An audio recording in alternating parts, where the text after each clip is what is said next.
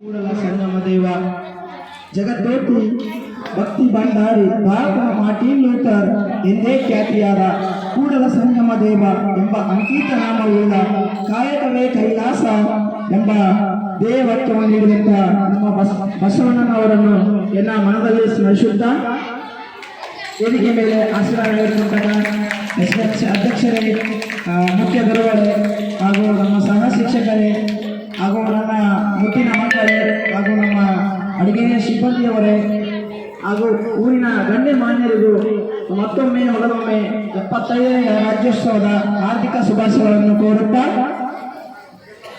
ಈ ಕಾರ್ಯಕ್ರಮವನ್ನು ಪ್ರಾರ್ಥನಾ ಗೀತೆಯ ಮೂಲಕ ಆರಂಭಿಸೋಣ ಎನ್ನುತ್ತಾ ಈ ಪ್ರಾರ್ಥನಾ ಗೀತೆಯನ್ನು ಆಡುವವರು ಬಸಮ್ಮ ಸಂಗಡಿಗರವರಿಂದ ಆರಂಭಿಸೋಣ.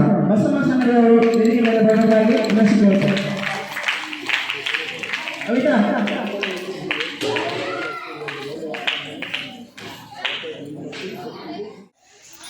ಈ ಕಾರ್ಯಕ್ರಮವನ್ನು ಕುರಿತು ನಮ್ಮ ಶಾಲೆಯ ಗುರುಗಳಾದಂಥ ಸಿದ್ದರಾಮ ರೆಡ್ಡಿ ಸರ್ ಅವರು ಒಂದೆರಡು ಮಾತುಗಳನ್ನು ಆಡಬೇಕೆಂದು ತಮ್ಮಲ್ಲಿ ವಿನಂತಿಸಿಕೊಳ್ಳುತ್ತೇನೆ.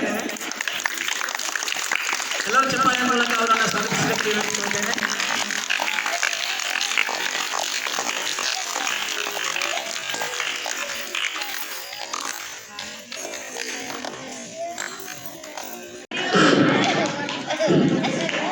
यच्चित्तं यत्वाचा यत्वाचा से तत्क्रिया.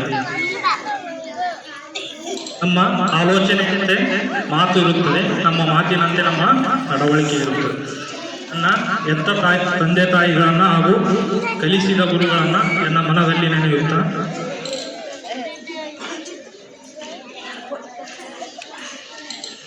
ವೇದಿಕೆ ಮೇಲೆ ಆಸೀನರಾದಂಥ ನಮ್ಮ ಶಾಲೆಯ ಮುಖ್ಯ ಗುರುಗಳೇ ಹಾಗೂ ಮಾಜಿ STMC ಅಧ್ಯಕ್ಷರೇ ಹಾಗೂ ನನ್ನ ವೃತ್ತಿ ಬಾಂಧವರೇ ಹಾಗೂ ಊರಿನ ಅತಿಥಿಗಳೇ ಹಾಗೂ ನನ್ನ ಮುದ್ದು ಮಕ್ಕಳೇ, ಎಲ್ಲರಿಗೂ ಈ 75ನೇ ಗಣರಾಜ್ಯೋತ್ಸವ ದಿನದ ಆರ್ಥಿಕ ಶುಭಾಶಯಗಳು.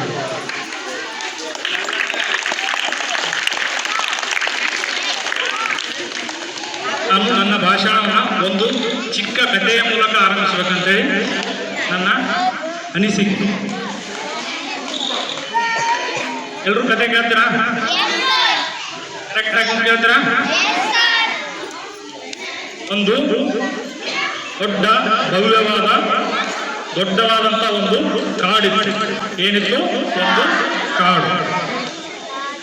ಆ ಕಾಡಿನಲ್ಲಿ ಸುಂದರವಾದ ಪ್ರಾಣಿಗಳಿದ್ದವು ಮತ್ತು ಪಕ್ಷಿಗಳಿದ್ದವು ಹಾಗೂ ಮರಗಳು ಇದ್ದವು. ಆ ಕಾಡಿನಲ್ಲಿ ವಿಶೇಷವಾಗಿ ಒಂದು ಸುಂದರವಾದ ಮರ ಇತ್ತು. ಏನಿತ್ತು? ಒಂದು ಸುಂದರವಾದ ಮರ ಇತ್ತು. ಆ ಸುಂದರವಾದ ಮರ ಹೆಂಗಿತ್ತಂದ್ರ ತನ್ನ ಮರದಲ್ಲಿ ಹಣ್ಣುಗಳು ಮತ್ತು ಹೂವುಗಳಿಂದ ಅಲಂಕೃತವಾಗಿ ಭವ್ಯವಾಗಿತ್ತು. ಆ ಸುಂದರವಾದ ಮರವನ್ನು ನೋಡಿ ಅಲ್ಲಿ ವಿವಿಧ ಜಾತಿಯ ಪಕ್ಷಿಗಳು ಬರ್ತಾವೆ. ಮರ ಮೇಲೆ ಪಕ್ಷಿಗಳು ಬರ್ತಾವಿಲ್ಲ, ವಿವಿಧ ಜಾತಿಯ ಪಕ್ಷಿಗಳು ಬರ್ತಾವೆ. ಹಂಗೆ ವಿವಿಧ ಜಾತಿಯ ಪಕ್ಷಿಗಳು ಬಂದು ಏನ್ ಮಾಡ್ತಾವ, ಅಲ್ಲಿ ಗೂಡುಗಳನ್ನ ಕಟ್ಕೋತಾವ. ಗೂಡುಗಳು ಕಟ್ಕೊಂಡು ಅಲ್ಲೇ ತನ್ನ ಸಂಸಾರವನ್ನು ನಡೆಸಿ ಸುಂದರವಾಗಿ ಬದುಕನ್ನ ಸಾಗಿಸ್ತಿರ್ತಾವ. ಹಾಗೆ ಸಾಗಿಸುತ್ತಿರುವಾಗ ಒಂದು ದಿನ ಆ ಕಾಡಿಗೆ ಯಾರು ಬರ್ತಾರ? ಬೇಟೆಗಾರರು ಬರ್ತಾರ. ಏನ್ ಮಾಡ್ತಾರ ಅವರು? ಆ ಮರವನ್ನ ವಶಪಡಿಸೋಬೇಕಂತೇಳಿ ಉದ್ದೇಶ ಹೊಂದಿರ್ತಾರೆ. ಅದಕ್ಕೋಸ್ಕರ ಅವ್ರು ಏನ್ ಮಾಡ್ತಾರ? ಆ ಮರದ ಹತ್ತಿರ ಬಂದು ಆ ಪಕ್ಷಿಗಳನ್ನ ಮರವನ್ನ ಬಿಟ್ಟು ಓಡಿಸ್ಬೇಕು, ಆ ಮರವನ್ನ ನಾವು ಪಡ್ಕೋಬೇಕು ಅಂತೇಳಿ ಉದ್ದೇಶ ಅವ್ರಾಗಿರ್ತಾರೆ.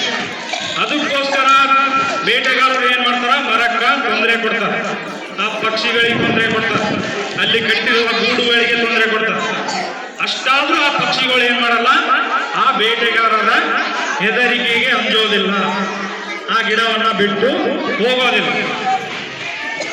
ಹೀಗೆ ಆಯ್ತು. ಅವಾಗ ಬೇಟೆಗಾರರು ಈ ಮಾಡಿದ ಪಕ್ಷಿಗಳು ಬಿಟ್ಟು ಹೋಗಲ್ಲ ಅಂತೇಳಿ ಅರ್ಥ ಆಯ್ತು. ಅವಾಗ ಏನ್ ಮಾಡ್ತಾರ ಬೇಟೆಗಾರರು ಒಂದು ಹೊಸ ಉಪಾಯವನ್ನ ಮಾಡ್ತಾರೆ.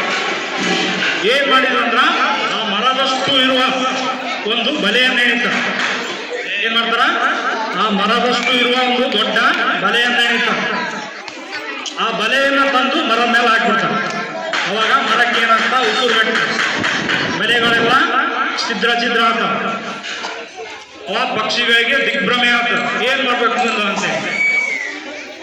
ಹಿಂಗೆ ಬಿಟ್ರ ನಮಗ ಬೇಟೆಗಾರರು ಈ ಮರವನ್ನ ಬಿಟ್ಟು ಓಡಿಸ್ತಾರ, ನಮ್ಮನ್ನ ನಾಶ ಮಾಡ್ತಾರ ಅಂತೇಳಿ ಅವರಿಗೆ ಪಕ್ಷಿಗಳಿಗೆ ಆತಂಕ.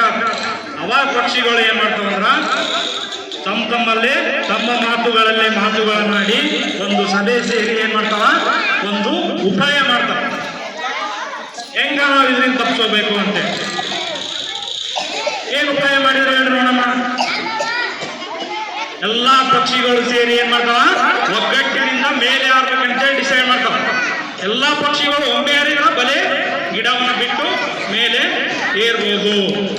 ಅದೇ ನಿರ್ಧಾರದಂತೆ ಎಲ್ಲಾ ಪಕ್ಷಿಗಳು ಏನ್ ಮಾಡಿದ್ವು, ಒಗ್ಗಟ್ಟಿನಿಂದ ಮರದಿಂದ ಬಲೆಯನ್ನ ಕಿಚ್ಚಿ ಮೇಲೆ ತೆಗೆದು. ಅವಾಗ ಬಲೆಯಿಂದ ಮರ ಮುಕ್ತವಾಯಿತು.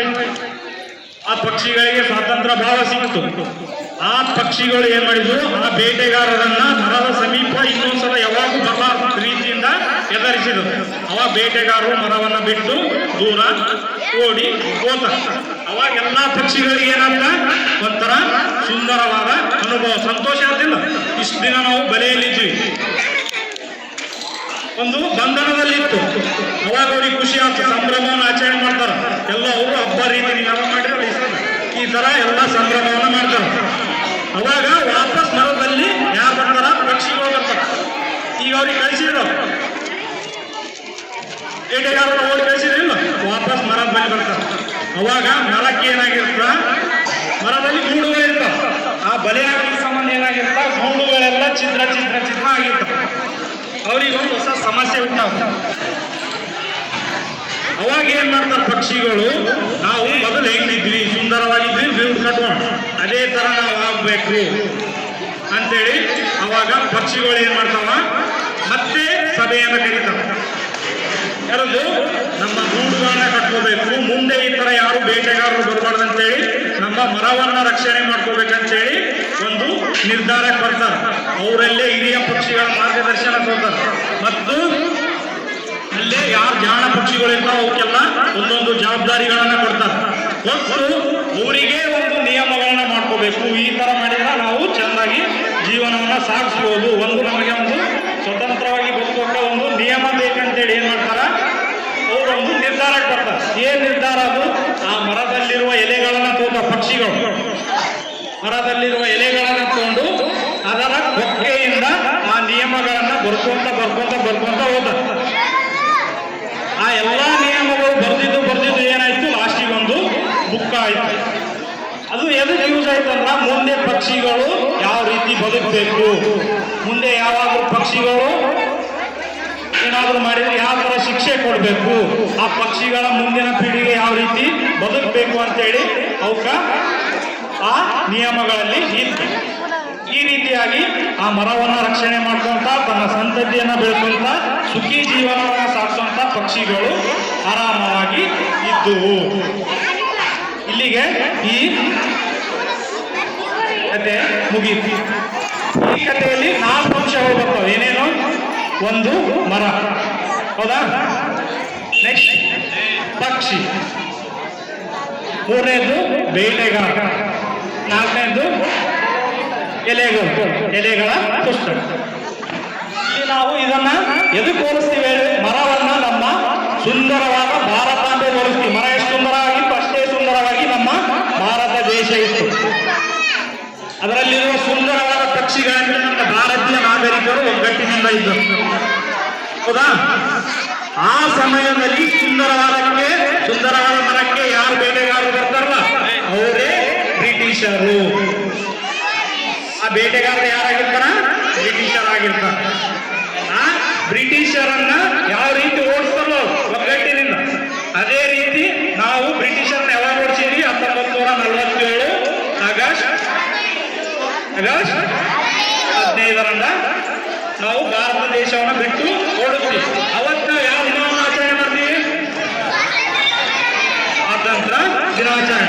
ಗೊತ್ತಾಯ್ತಾ ಸ್ವಾತಂತ್ರ್ಯ ದಿನಾಚರಣೆ ಏನಂದ್ರೆ? ಮುಂದೆ ಏನಾಯ್ತು? ಎಲ್ಲಾ ಪಕ್ಷಿಗಳು ಸ್ವಾತಂತ್ರ್ಯದಿಂದ ಖುಷಿಯಿಂದ ಆಚರಣೆ ಮಾಡಿ ವಾಪಸ್ ಗಿಡಕ್ಕೆ ಬಂದು ಹೋಗ್ತಾವ. ಅವಾಗ ಏನ್ ಮಾಡ್ತಾವು? ಒಂದು ಅವ್ರಿಗೆ ಸಮಸ್ಯೆ ಇರ್ತದೆ. ಏನ್ ಸಮಸ್ಯೆ ಇರ್ತಾವ? ಗೂಡುಗಳೆಲ್ಲ ಹೋಗಿರ್ತಾವಿಲ್ಲ. ಆ ತರ ಭಾರತ ದೇಶಕ್ಕೂ ಸ್ವತಂತ್ರ ಸಿಕ್ಕಿರುತ್ತ. ಅಲ್ಲಿ ಎಲ್ಲಾ ಪ್ರದೇಶಗಳು ಏನೇನಾಗಿರ್ತಾವ? ಬ್ರಿಟಿಷ್ ಆಳ್ವಿಕೆಯಿಂದ ಛಿದ್ರ ಆಗಿರ್ತಾವ. ಅವಾಗ ಏನು ಭಾರತೀಯ ಹಿರಿಯರ ಮಾರ್ಗದರ್ಶನ ಮತ್ತು ಡಾಕ್ಟರ್ BR ಅಂಬೇಡ್ಕರ್ ಅವರ ನೇತೃತ್ವದಲ್ಲಿ ಒಂದು ಸಂವಿಧಾನ ರಚನೆ ಮಾಡ್ತೀವಿ. ಅಲ್ಲಿ ಏನ್ ಮಾಡಿದ್ರು? ಎಲೆಗಳನ್ನ ಪಕ್ಷಿಗಳು ರಚನೆ ಮಾಡಿದ್ವಿಲ್ಲ, ಆ ತರ ಭಾರತ ದೇಶದಲ್ಲಿ ನಮ್ಮ ಸಂವಿಧಾನವನ್ನ ರಚನೆ ಮಾಡಿದ್ವಿ. ಎಲ್ಲರೂ ಕ್ಲಿಯರ್ ಆಯ್ತಾ? ಸಂವಿಧಾನ ಅಂದ್ರೆ ಏನು, ಸ್ವಾತಂತ್ರ್ಯ ದಿನಾಚರಣೆ ಅಂದ್ರೆ ಏನು? ಈ ರೀತಿಯಾಗಿ ಒಂದು ದೇಶಕ್ಕೆ ಸ್ವತಂತ್ರ ಮತ್ತು ಸಂವಿಧಾನ ಎರಡು ಕಣ್ಣುಗಳಿದ್ದಂತೆ. ಆ ಎರಡು ಕಣ್ಣುಗಳು ನಮಗೆ ಅತಿ ಅವಶ್ಯಕ. ಈ ರೀತಿ ನಿಮ್ಮ ಮುಂದಿನ ಜೀವನದಲ್ಲಿ ದೇಶಕ್ಕೋಸ್ಕರ, ನಮ್ಮ ಸಮಾಜಕ್ಕೋಸ್ಕರ ದುಡಿಯುವಂತ ಯುವಕರು ನೀವು ಆಗಬೇಕು. ಎಲ್ಲ ನಿಮ್ಮ ವಿದ್ಯಾರ್ಥಿ ಜೀವನ ಏನಲ್ಲ, student life is golden life. ವಿದ್ಯಾರ್ಥಿಗಳ ಜೀವನ ಏನು? ಬಂಗಾರದ ಜೀವನ ಇದ್ದಂತೆ. ನಾವು ನಮ್ಮ ವಿದ್ಯಾರ್ಥಿ ಜೀವನದಲ್ಲಿ ಶಿಸ್ತಿನಿಂದ ಕಲಿತು ಜೀವನವನ್ನು ಸಾಗಿಸಿದ್ವಿ ಅಂದ್ರೆ ನಮ್ಮ ಜೀವನ ಪರಿಪೂರ್ಣ ಆಗ್ತದೆ. ಮುಂದ ನಾವು ದೇಶಕ್ಕೋಸ್ಕರ ಏನಾದರೂ ಮಾಡ್ಬೋದು, ನಮ್ಮ ಸಮಾಜಕ್ಕೋಸ್ಕರ ಏನಾದರೂ ಮಾಡ್ಬೋದು, ಮತ್ತ ನಿಮ್ಮ ಹೆತ್ತ ತಂದೆ ತಾಯಿಗಳಿಗೋಸ್ಕರ ಏನಾದರೂ ನೀವು ಕೊಡುಗೆ ಕೊಡ್ಬೋದು. ಸಮಯ ಯಾವತ್ತೂ ಕಳೆಯುತ್ತದೆ ಹೊರತು ಬರುವುದಿಲ್ಲ. ಈ ಸಮಯ ಮುಂದೆ ಸ್ಕೂಲಿಗೆ ಬಂದು ಓದ್ತಾ ಸಿಗಲಿಲ್ಲ. ಇದೇ ಸಮಯದಲ್ಲಿ ಚೆಂದಾಗಿ ಓದಿ ನಿಮ್ಮ ಗುರಿಯನ್ನ ಸಾಧಿಸ್ರಿ. ಎಲ್ಲ ಮಹಾನ್ ವ್ಯಕ್ತಿಗಳ ಆದರ್ಶಗಳನ್ನ ಜೀವನದಲ್ಲಿ ಅಳವಡಿಸ್ಕೊಳ್ಳಿ. ಈಗ ನಮ್ಮ ಶಾಲೆಯಲ್ಲಿ ಎಲ್ಲ ಶಿಕ್ಷಕರು ಬಂದ ನಿಮ್ಮ ಕೋಆಪರೇಟಿವ್ HMR ಮತ್ತ ಎಲ್ಲ ಶಿಕ್ಷಕರು ನಾವು ಈ ಸತ ಬಂದವರೆಲ್ಲರೂ ನಿಮಗ ಕೋಆಪರೇಟಿವ್ ಮಾಡ್ತಾರೆ. ಅದೇ ರೀತಿಯಾಗಿ ಓದಿ ನಿಮ್ಮ ಊರಿಗೆ ಮತ್ತು ನಿಮ್ಮ ಎಸ್ಪೆಷಲಿ ನಿಮ್ಮ ತಂದೆ ತಾಯಿಗಳಿಗೆ ನಿಮ್ಗ ಸ್ಕೂಲಿಗೆ ಕಳ್ಸ್ಬೇಕಾದ್ರೆ ಅವ್ರು ಏನ್ ಮಾಡಿರ್ತಾರ? ಅವರು ಕೆಲ್ಸಕ್ಕೆ ಹೋಗಿ ಹೊಲ್ದಾಗ ದುಡಿದು ನಿಮ್ಗೆ ಸ್ಕೂಲಿಗೆ ಕಳಿಸಿರ್ತಾರೆ.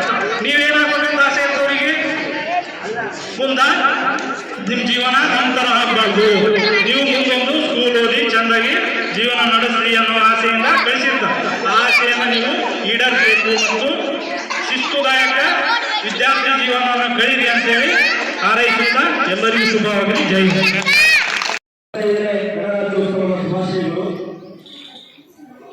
ಇಂದು ನಮ್ಮ ಶಾಲೆಯಲ್ಲಿ 75ನೇ ಪ್ರಜಾರಾಜ್ಯೋತ್ಸವವನ್ನು ಆಚರಣೆ ಮಾಡ್ತೀವಿ. ಹೌದಾ? ಮಾಡ್ತೀರಾ? ನಿಮ್ ಜೋರು ಬರ್ತದೆ, ನಾವು ಜೋರು ಬರುತ್ತೆ. ಬರುತ್ತಾ? ಈ ವೇದಿಕೆ ಮೇಲೆ ಆಶೀರ್ವಾದರಾಗಿರ್ತಕ್ಕಂಥ ನಮ್ಮ ಶಾಲೆಯ ಮುಖ್ಯ ಗುರುಗಳೇ ಹಾಗೂ ನಮ್ಮ ಶಾಲೆಯ ಮಾಜಿ SLC ಅಧ್ಯಕ್ಷರಾಗಿರ್ತಕ್ಕಂಥ ಶ್ರೀ ಮಠವರ್ತೀಶ್ ಅವರೇ ಹಾಗೂ ನಮ್ಮೂರಿನ ಎಲ್ಲ ಒಳ್ಳೆಯ ವ್ಯಕ್ತಿಗಳೇ ಮತ್ತು ನನ್ನ ಒಂದು ವಿದ್ಯಾರ್ಥಿಗಳೇ, ನಮಗೆಲ್ಲ ಗೊತ್ತಿರುವಾಗೆ ಇಡೀ ದೇಶವು ಏನು ಮಾಡ್ತಾರೆ? ಸಂತೋಷದಿಂದ ಸಂಭ್ರಮಾಚರಣೆಯನ್ನ ಮಾಡ್ತೀವಿ. ಈ ಸಂಭ್ರಮಾಚರಣೆಯಲ್ಲಿ ನಾವೆಲ್ಲರೂ ಏನು ಮಾಡಬೇಕು? ಭಾಗಿಯಾಗಬೇಕು.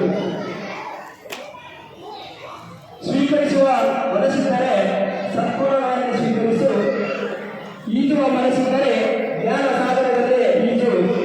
ಸ್ವೀಕರಿಸುವ ಮನಸ್ಸಿದ್ದರೆ ಸತ್ಪೂರ್ಣವಾಗಿ ಸ್ವೀಕರಿಸು, ಈಜುವ ಮನಸ್ಸಿದ್ದರೆ ಜ್ಞಾನ ಸಾಗರದಲ್ಲಿ ಈಜು. ನಡೆಯುವ ಮನಸ್ಸಿದ್ದರೆ ಸನ್ಮಾರ್ಗದಲ್ಲಿ ನಡೆ, ಮಾತನಾಡುವ ಮನಸ್ಸಿದ್ದರೆ ಸತ್ಯವನ್ನೇ ಮಾತಾಡು, ಕೇಳುವ ಮನಸ್ಸಿದ್ದರೆ ಸದ್ಗುಣವಾಗಿ ಕೇಳು, ಬದುಕಿಸುವ ಮನಸ್ಸಿದ್ದರೆ ದೇವರನ್ನು ಬದುಕಿಸು ಎಂಬ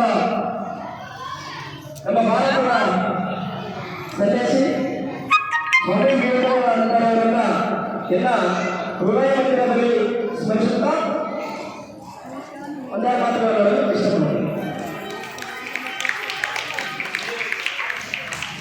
1947 ಆಗಸ್ಟ್ 15 ದೇಶ ಸ್ವಾತಂತ್ರ್ಯ ಸಿಕ್ಕಿತು. ಸ್ವಾತಂತ್ರ್ಯ ಸಿಕ್ಕಿರೋದು ನಿಮಗೆ ಮಧ್ಯರಾತ್ರಿ 12 ಗಂಟೆಗೆ. ಹೌದಾ? ಸ್ವಾತಂತ್ರ್ಯ ಸಿಕ್ಕ ಮೇಲೆ ನಮಗೊಂದು ಬಲಿಷ್ಠವಾದ ಸರ್ಕಾರ ಬೇಕಾಗಿತ್ತು. ಆ ಬಲಿಷ್ಠವಾದ ಸರ್ಕಾರವನ್ನು ರಚನೆ ಮಾಡಬೇಕಾದ್ರೆ ಸುಮ್ಮನೆ ನಾವು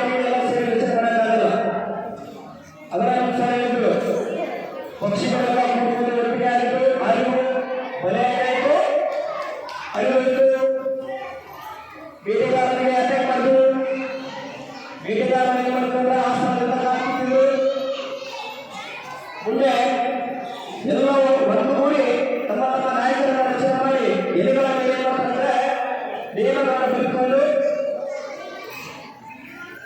ಆ ನಿಯಮಗಳನ್ನು ಏನ್ ಮಾಡಬೇಕು ಬದುಕಿರು. ಅದೇ ನಮ್ಮ ಸಂವಿಧಾನ. ಅವರ ಪಕ್ಷೀಯ ರೂಪದಲ್ಲಿ ಕಾರ್ಯ ರೂಪದಲ್ಲಿ ಸಾರಿದೆ. ಸ್ವತಂತ್ರ ಬಂದ ಮೇಲೆ ಸಂವಿಧಾನ ರಚನೆ ಮಾಡುವ ಸಲುವಾಗಿ ಹಲವಾರು ಸಮಿತಿಗಳನ್ನು ರಚನೆ ಮಾಡಿದ್ರು. ಕರಡು ಸಮಿತಿ, ರಚನಾ ಸಮಿತಿ ರಚನೆ ಮಾಡಿದ್ರು. ಸುಮಾರು 11 ಬಾರಿ ಸಭೆಯನ್ನು ಕರೆದರು. ಸಚ್ಚಿದಾನಂದ ಸಿಂಹ, ರಾಜೇಂದ್ರ ಪ್ರಸಾದ್, ಅಂಬೇಡ್ಕರ್ ಬಹಳಷ್ಟು ವಿವಿಧ ಸದಸ್ಯರಿಂದ ಕೂಡಿದಂತಹ ಸಮಿತಿಯಿಂದ ಸಂವಿಧಾನ ರಚನೆ ಮಾಡಬೇಕಾದ್ರೆ ಒಂದಿನ 2 ದಿನ ಆದ ಕೆಲಸ ಇಲ್ಲ. ಸುಮಾರು 2 ವರ್ಷ 11 ತಿಂಗಳು 15 ದಿನಗಳ ಕಾಲವನ್ನು ತೆಗೆದುಕೊಂಡು ಸಂವಿಧಾನವನ್ನ ಬರೆದರು. ಸಂವಿಧಾನ ಬರೆಯಬೇಕಾದ್ರೆ ಬರೆಯ ದೇಶದಲ್ಲಿ ಬರಲಿಲ್ಲ. ವಿವಿಧ ಹಲವಾರು ದೇಶಗಳಿದ್ದರೆ America, Russia, Canada, Ireland, Australia ವಿವಿಧ ದೇಶಗಳಿದ್ದರೆ ಆ ದೇಶದಿಂದ ನಮ್ಮ ಭಾರತಕ್ಕೆ ಯಾವ ಅನ್ವಯ ಆಗುತ್ತೆ ಅವರನ್ನು ತೆಗೆದುಕೊಳ್ಳುವುದು ಸಂವಿಧಾನವನ್ನು ರಚನೆ ಮಾಡಲು ಸಹಕಾರಿಯಾಯಿತು. ಈ ಸಂವಿಧಾನವನ್ನು ಡಾಕ್ಟರ್ BR ಅಂಬೇಡ್ಕರ್ ಅವರು ನಾವು ಅವರನ್ನ ಸಂವಿಧಾನ ಶಿಲ್ಪಿ ಅಂತ ಕರೀತೀವಿ. ಆ ಸಂವಿಧಾನ ಶಿಲ್ಪಿಯನ್ನ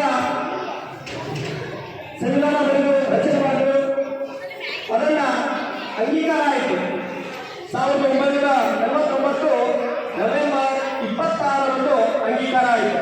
ಅದಕ್ಕೆ ನಾವು ಪ್ರತಿ ವರ್ಷ ನವೆಂಬರ್ 26 ಆ ದಿನವನ್ನು ನಾವೇನು ಮಾಡ್ತೀವಿ ಸಂವಿಧಾನ ದಿನ ಅಂತ ಆಚರಣೆ ಮಾಡ್ತೀವಿ.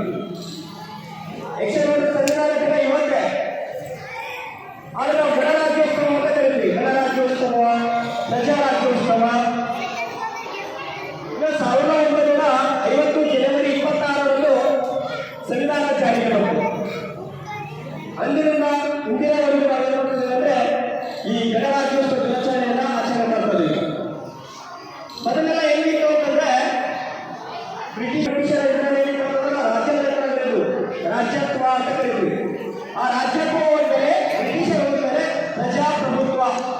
ಈ ಪ್ರಜಾಪ್ರಭುತ್ವ ಅಂದ್ರೆ ಪ್ರಜೆಗಳಿಂದ ಪ್ರಜೆಗಳಿಗಾಗಿ ಪ್ರಜೆಗಳಿಗೋಸ್ಕರ ಇರುವಂತ ಸರ್ಕಾರವನ್ನ ಪ್ರಜಾಪ್ರಭುತ್ವ ಸರ್ಕಾರ ಅಂತ ಕರೀತೀವಿ. ಇದನ್ನ ಇನ್ನೊಂದು ರೀತಿ ಹೇಳ್ತಾರೆ ಪ್ರಜೆಗಳಿಂದ. ಅದನ್ನು ಇನ್ನೊಂದು ರೀತಿ ಹೇಳ್ತಾರೆ ನಾಗರಿಕರಿಂದ ನಾಗರಿಕರಿಗಾಗಿ ನಾಗರಿಕರಿಗೋಸ್ಕರ ಇರುವ ಸರ್ಕಾರವನ್ನ ಪ್ರಜಾಪ್ರಭುತ್ವ ಸರ್ಕಾರ ಅಂತ ಕರೀತೀವಿ. ಈಗೆಲ್ಲ ನಮ್ಮಲ್ಲಿಗೆ ಸಂವಿಧಾನ ರಚನೆ ಮಾಡಬೇಕಾದ್ರೆ ನಾವು ಯಾರು ಇರ್ತಿಲ್ಲ, ಹೌದಾ? ಇಡೀ ದೇಶದಲ್ಲಿ ಎಲ್ಲಾದರೂ ನಾವೇನಾದರೂ ತಿರುಗಾಡಕ್ಕೆ ಅವಕಾಶ ಕೊಟ್ಟಿದ್ದಾರೆ. ಇಡೀ ದೇಶವನ್ನು ಸಂಚಾರ ಮಾಡಬಹುದು.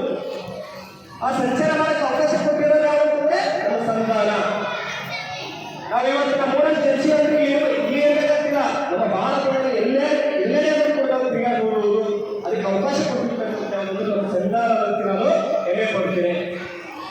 ಡಾಕ್ಟರ್ BR ಅಂಬೇಡ್ಕರ್ ಅವರು ಮಾಡಿದ ಕೆಲಸ ಬಹಳ ಒಳ್ಳೆ ಕೆಲಸ ಮಾಡಿದ್ದಾರೆ. ಸಂವಿಧಾನ ರಚನೆ ಆಗಿರಲಿಲ್ಲ ಅಂತಂದ್ರೆ ನಾವು ಯಾರೋ ಸ್ವತಂತ್ರ ಪಡ್ಕೊಂಡು ಉಪಯೋಗಿರ್ತೀವಿ.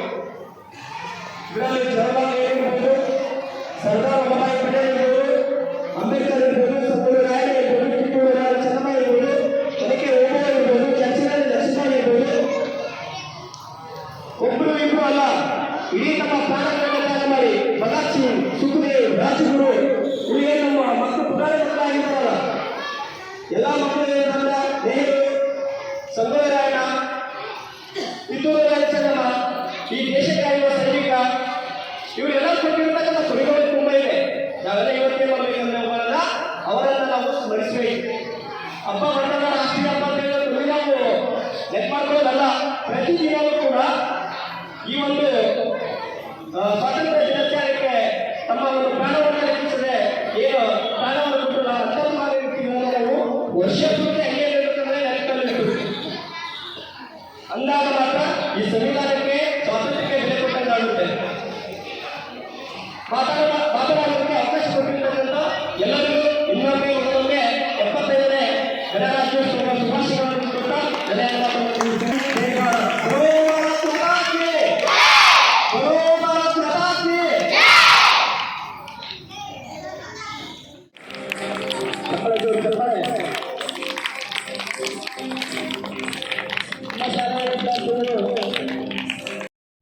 My name ಎಲ್ಲರಿಗೂ ಶುಭೋದಯ. ಇಂದು ಜನವರಿ 26 ನಾವು ಗಣರಾಜ್ಯೋತ್ಸವವನ್ನು ಆಚರಿಸುತ್ತಿದ್ದೇವೆ. ಗಣರಾಜ್ಯೋತ್ಸವ ರಾಷ್ಟ್ರೀಯ ಹಬ್ಬವಾಗಿದೆ. ಜನವರಿ 26 ಜನವರಿ 1950 ರಂದು ಭಾರತದ ಸಂವಿಧಾನವು ಜಾರಿಗೆ ಬಂದಿತ್ತು. ಇಷ್ಟು ನನ್ನ ಚಿಕ್ಕ ಭಾಷೆಯನ್ನು ಮುಗಿಸುತ್ತೇನೆ. Today is 26 January, Republic Day. It is national festival of all. A very happy Republic Day. Republic Day.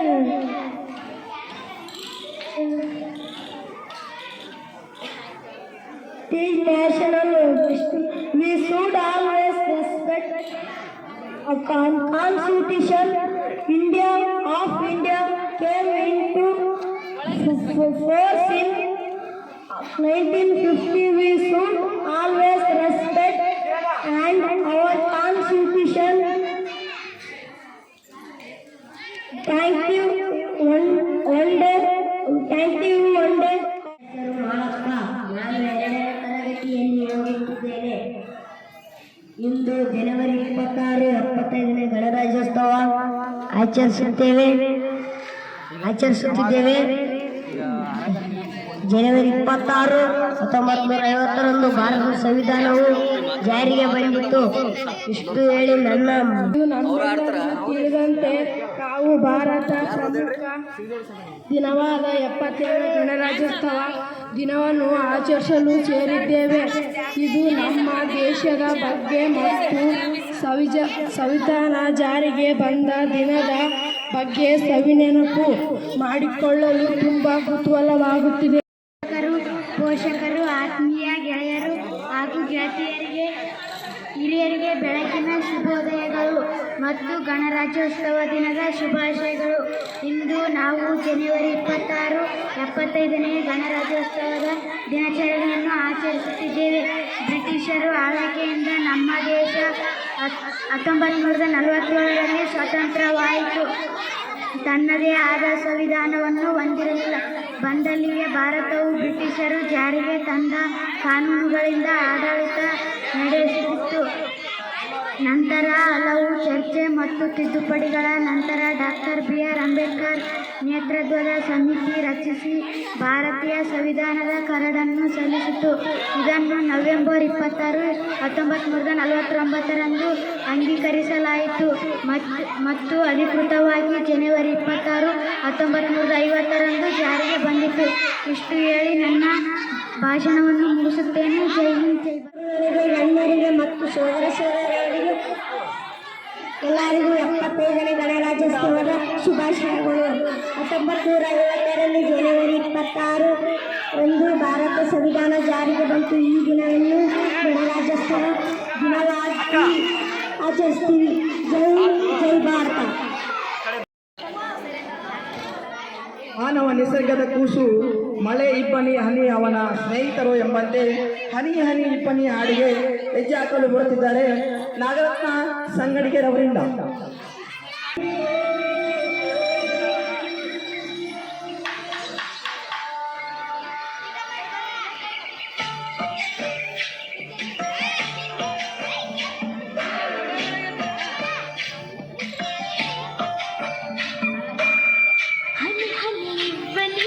ಬಾಚಿ ಕುಡಿಯ ಆಸೆ,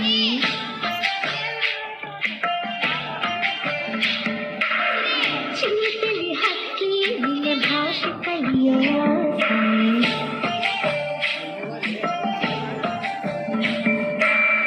ಮುಗಿಲ ಕಂಪನಿ ಅವನಾಯಿ ಕೈ ಹೊರಡೋ ಮುಗಿನ ಹೊರಡೋ ಕಂಪನಿ ಬೆರೆಯೋನು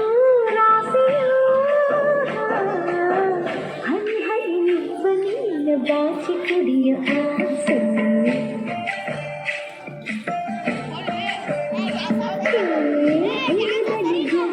ನಿನ್ನ ಭಾಷೆ ಕಲಿಯ